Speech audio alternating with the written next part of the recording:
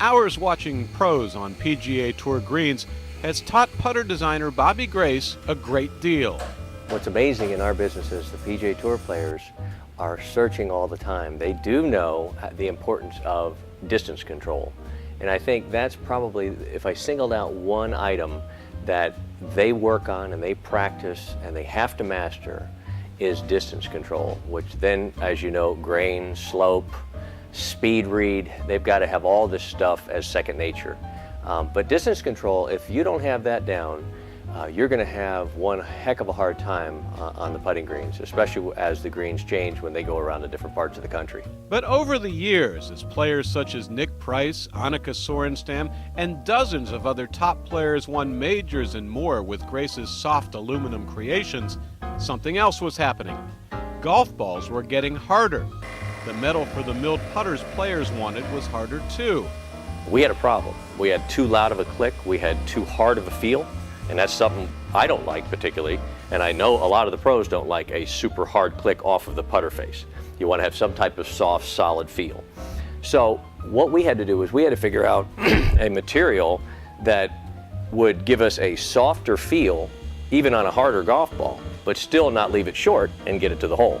Well, we were trying every material on earth. I mean, we were cutting up Bolata, we were cutting up every plastic, we were cutting up every rubber, and finally we started cutting up Precept golf balls. Precept, you can have a commercial on this. Thank you very much, from 1995 and 6. Metal, obviously, was the benchmark. The benchmark, when we went to a polybutadiene, which is a golf ball core material, was our big find. It has an adjustable distance throw. You actually can mix up in the rubber type material how much rebound, how much Super Ball effect you can have.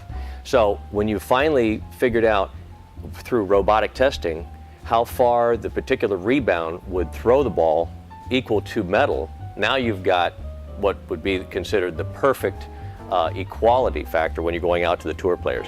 You don't want to have something that goes way too far. You don't want to have something that's deadened and softened so soft that, you know, this is different from what they've grown up with. Unlike a lot of come-and-go technologies in golf, Grace's polybutadiene faces, now in all his putters as HSM, or hole-seeking material, are still here, 15 years on. We're the only putter company that actually has a multi-rebound face, which in essence you're making it into 3 sweet spots. And that's pretty cool. Now the sweet spots on either side of the traditional central sweet spot, do they give more rebound to compensate for the off-center hit? Exactly right. Some of Bobby Grace's earliest successes came from boxy aluminum designs, and if you can argue that in the golf equipment industry, success comes from thinking outside the box, you can also argue that Grace thought his way outside a box of his own making by adopting across his entire line a whole new face material that solves the eternal problem of getting the ball all the way to the hole. For the Golf Gear Guide, I'm Adam Barr in St. Petersburg, Florida.